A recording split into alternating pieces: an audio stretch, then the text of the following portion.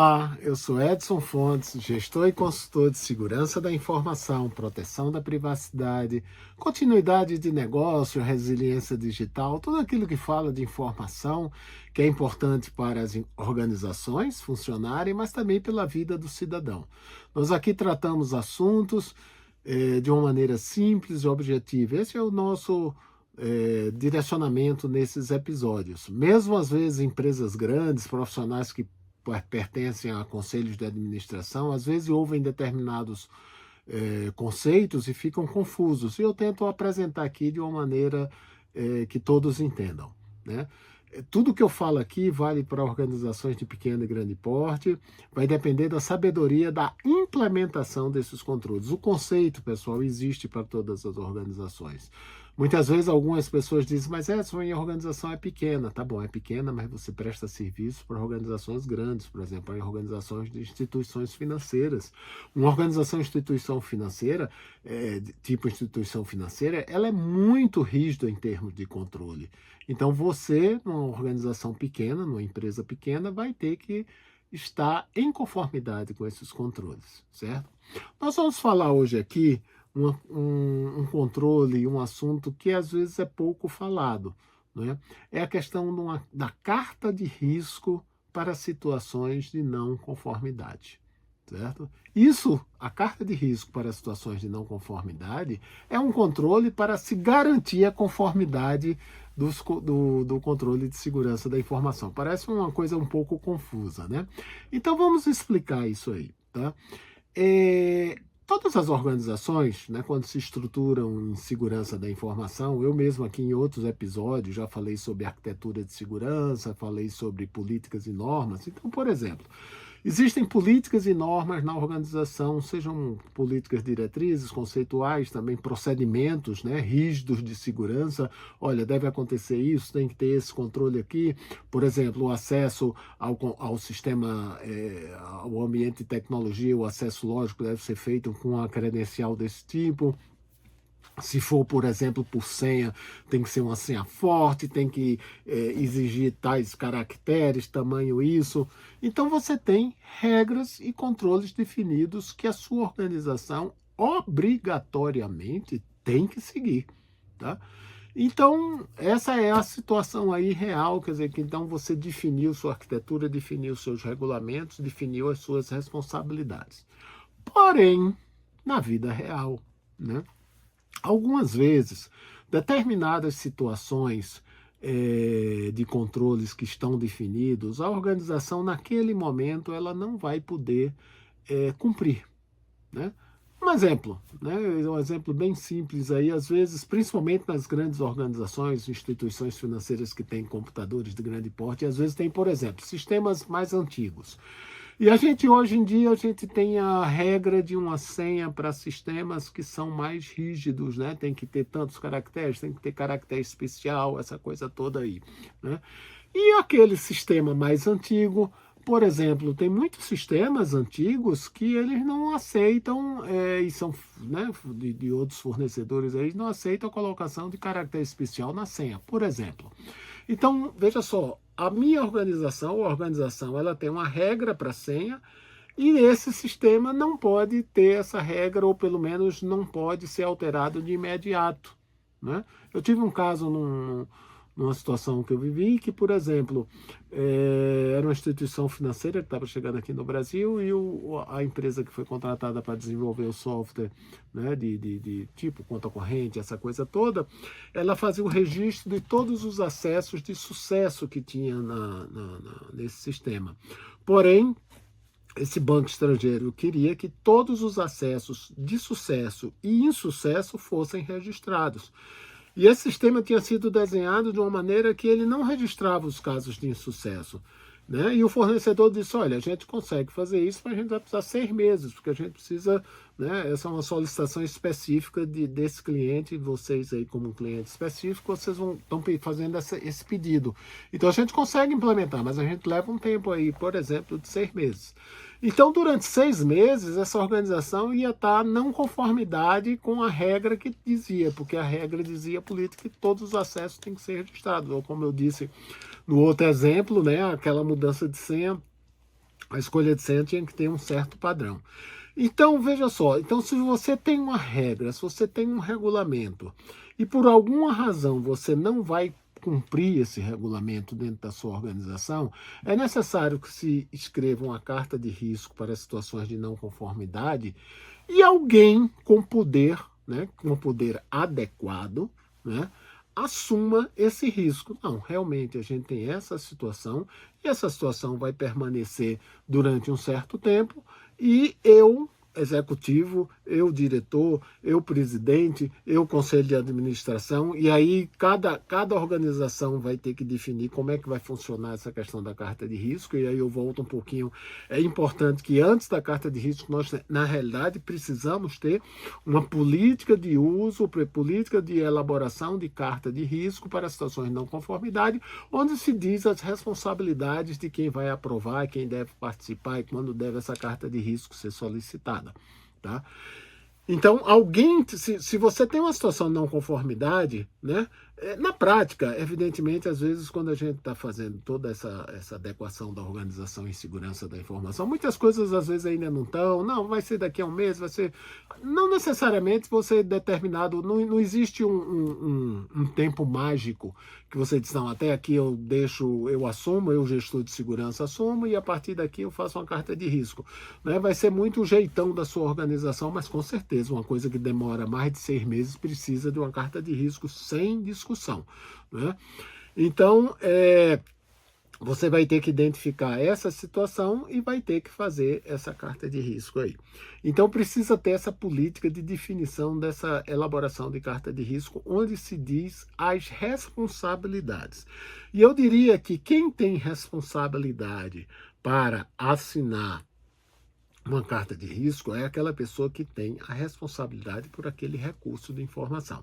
Por exemplo, se você tem uma empresa que presta serviço para vários clientes lá, tá? E você tem uma situação que não está em conformidade, é uma situação de um ambiente, de um cliente específico, né, e que não está em conformidade com a sua política de segurança da informação ou um procedimento de segurança da informação.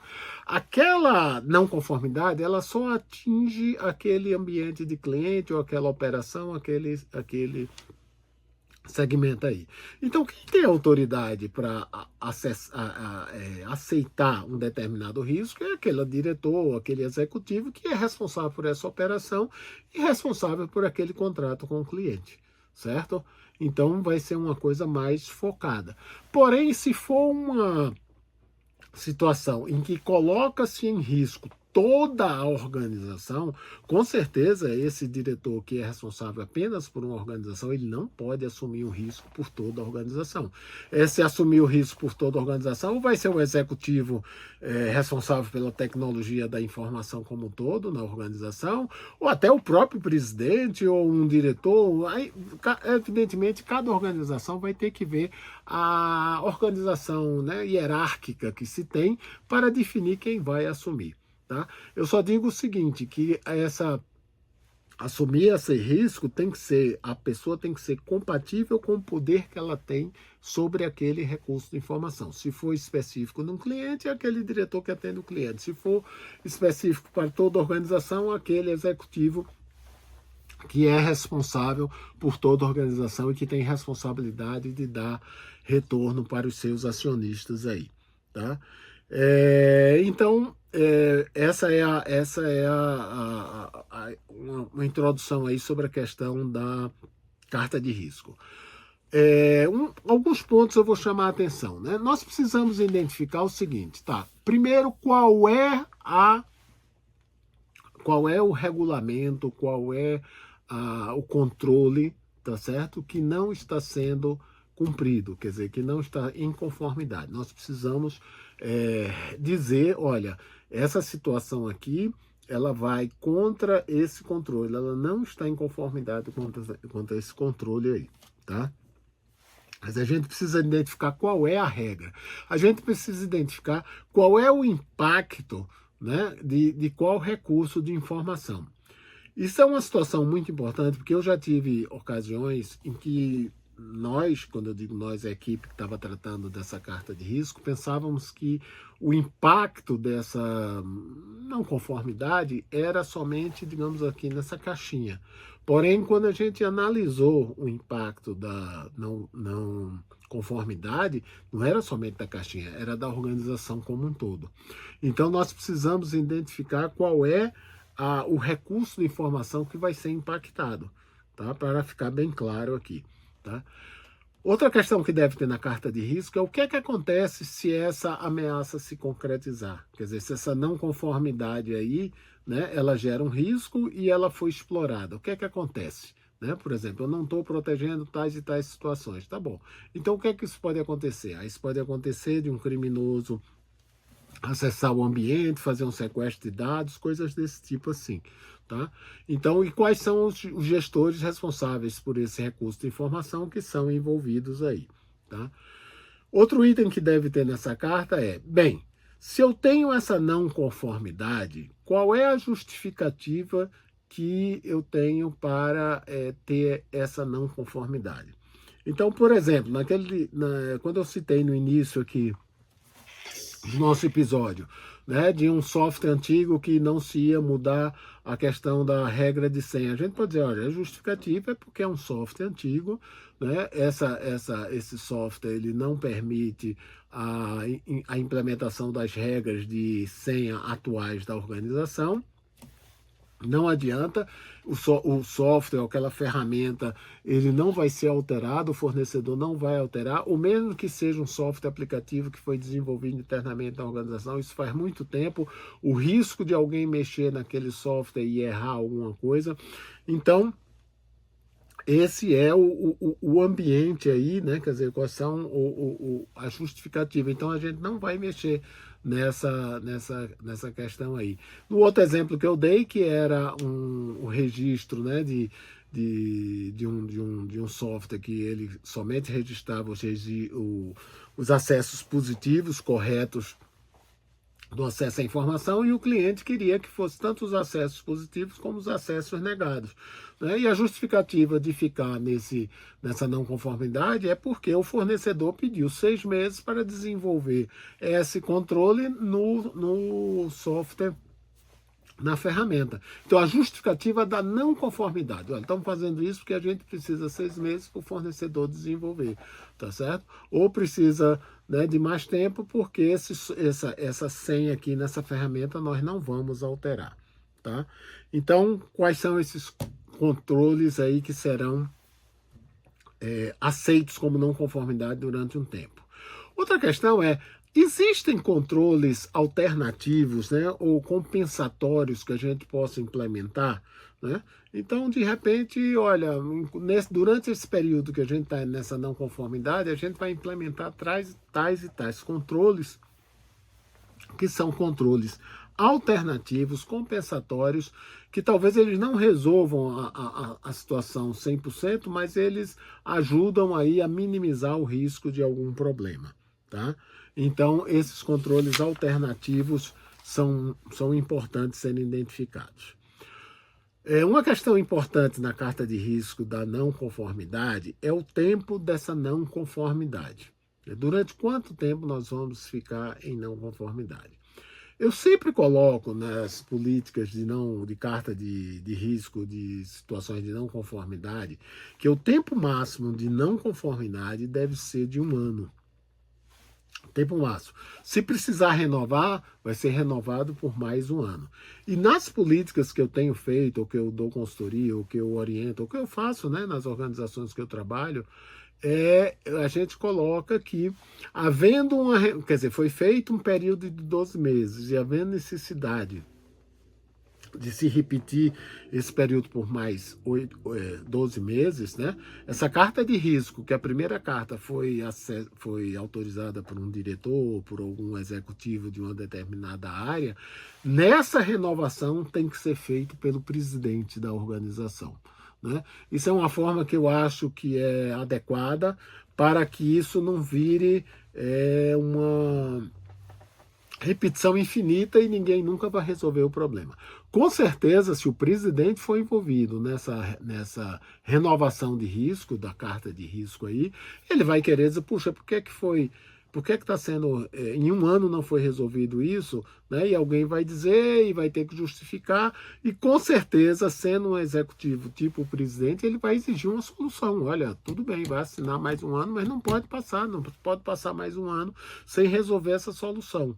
Tá? Então, eu tenho colocado isso aí, não é uma norma, uma orientação específica assim da ISO, do NIST, esse tempo, né, eu tenho colocado dessa forma para possibilitar que essa renovação não vire aí brincadeira.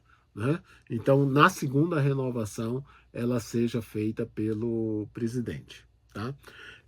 O parecer para essas cartas de riscos, na realidade, todas as áreas envolvidas devem ser colocadas nessa carta de risco para que elas deem um parecer para aquela situação. Né? Então deve ser, porque você pode dar o parecer, olha, né, realmente eu discordo dessa situação, a gente está realmente em risco, mas é aceitável que com as medidas complementares ou as medidas alternativas aí, a gente fique em não conformidade durante 6 meses, durante um ano aí. Então as áreas que devem ser consideradas a área de segurança. Eu estou pensando isso numa carta de risco por uma questão do ambiente de tecnologia da informação e proteção da informação. Então, a área de segurança da informação, né? A área de segurança da informação, a área de gestão da segurança da informação, ela deve ser considerada e deve ser ouvida. A área de tecnologia, principalmente a área de tecnologia relacionada aos controles de segurança de tecnologia, ferramentas, né, outras soluções aí, quer dizer, ela tem que dar um parecer, né, dessa situação. Outra questão é a área, né, o encarregado de proteção de dados pessoais, né, o Data Protection Officer, né, o DPO, sobre essa situação. Algumas vezes, eu já fiz muitas vezes, que às vezes fazer um DPO não se aplica, porque não é específico de dado pessoal, né? Porém, deve ser considerado na lista de quem vai aprovar, de quem vai ser envolvido, o DPO aí. Como também a questão da área jurídica, né? Será que a área jurídica precisa ser envolvida? Mas eu boto isso no checklist, então na hora se decide se essa não conformidade precisa passar pelo jurídico ou não. Minha recomendação é que o jurídico seja envolvido fortemente, se eventualmente essa não conformidade ela vai permitir ou vai possibilitar que a organização não cumpra determinadas leis, né, determinados normativos legais aí. Né? Então a organização estaria não cumprindo, né, uma determinação legal, e aí eu entendo que o jurídico obrigatoriamente ele tem que dar um parecer aí, certo? Mas normalmente na minha experiência, quando você tem assim, digamos, as questões técnicas, aí o jurídico não é envolvido aí, tá? Evidentemente o gestor do recurso envolvido é muito claro, pessoal, você precisa ter muita certeza da amplitude daquele recurso de informação. Como eu disse, eu já tive situações que a gente pensou que inicialmente essa amplitude era somente aqui, e de repente, quando viu, essa não conformidade atingia a empresa como um todo. Tá? Então, verifique esse recurso aí específico aí. Tá? E uma outra questão, terminando aí, é quem vai autorizar a carta de risco. Né? Porque essa carta de risco, de uma certa forma, é uma solicitação, quer dizer, esse gestor de recursos está fazendo essa solicitação, está justificando, né? Mas alguém vai ter que aprovar essa carta de risco. Se sua organização tiver um comitê de segurança da informação, né, alguma coisa desse tipo, pode ser esse comitê. Se não tiver, pode ser um executivo, se pode ser a própria área aqui de gestão de segurança da informação. E aí você pode ter vários tipos aí de não conformidades. O que eu quero chamar a atenção é que vai ter que ter uma aprovação, tá? Então, evidentemente, cada organização tem o seu jeitão, tem a sua hierarquia, né? Tem a hierarquia formal e tem a hierarquia informal. Então, é importante que a gente tenha um documento dizendo, uma política dizendo como vai ser essa carta de risco, como ela vai ser aceita, quais são as regras, quais são as responsabilidades aí. Né? E com isso você vai ter a carta de risco que vai demorar um certo tempo, ou durante o ideal é que, por exemplo, nesse exemplo do desenvolvimento do software lá, da ferramenta que ela só registrava os acessos positivos, os acessos com sucesso, ela durante 6 meses implementou, coloca a versão lá, vai estar tanto os acessos com sucesso como os acessos com insucesso, e aí morreu essa carta de risco aí para situações de não conformidade. Né? Então é muito importante que você tenha isso claro, né? Que durante aquele tempo essa carta de risco vai ser, digamos assim, atendida naquelas premissas que a gente colocou, né, na carta de risco, quer dizer, quais são o não cumprimento daqueles controles. Durante aquele tempo, né, ficou a empresa ciente dessa não conformidade, terminou o tempo, foi implementado o controle, morreu. Tá? Então, esse assunto carta de risco para situações não conformidade, como eu disse, ele é muito falado, mas poucas organizações têm ele de uma maneira estruturada. E eu digo que antes de implementar a carta de risco em si, o documento carta de risco, é necessário que a gente tenha políticas e normas de segurança definindo a carta de risco, certo? Nós falamos sobre carta de risco para situações de não conformidade, com o objetivo de manter a conformidade da organização.